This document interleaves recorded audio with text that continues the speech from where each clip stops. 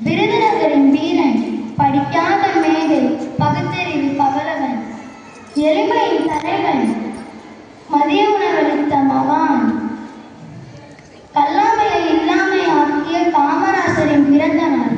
தமிழ்நாடு முழுவதும் கல்வி பரவிய கல்வி வளர்ச்சி நாள். முதலில் கல்வி கண் திறந்த காமராசரை பற்றி போற்றி வணங்கி நான் எனது உரையை தொடங்குகிறேன். காமராசர் 1903ஆம் ஆண்டு ஜூலை 15ஆம் தேதி பிறந்தார். இவரது பெற்றோர் குமாரசாமி மற்றும் சிவகாமி அம்மையார்.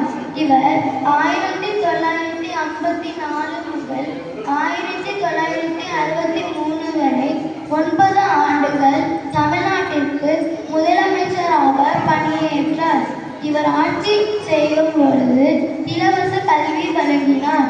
1 மைல் தூரத்தில் தொடக்கப்பள்ளி, 3 மைல் தூரத்தில் நடுநிலைப்பள்ளி, 5 மைல் தூரத்தில் உயர்நிலைப்பள்ளி என்பதை தனது அரசின் கொள்கையாக கொண்டு தமிழ்நாட்டின் மூலை முடுக்கெல்லாம் கல்வி ஒளியை பாய்ச்சினார். எனவே இவரை கல்வி கண் திறந்த காமராசர் என அழைப்பர்.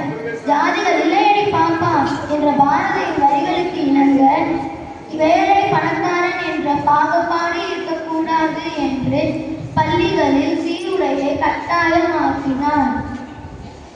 மற்றும் இவர் மதிய உணவையும் இலவசமாக அளித்தார்.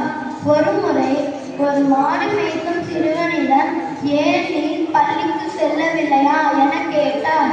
அதற்கு அந்த சிறுவன், நான் பள்ளிக்கு வந்தால் நீங்கள் எனக்கு உணவு அளிப்பீர்களா என கேட்டதனால் பள்ளிகளில் இலவசமான மதிய உணவை அளித்தார்.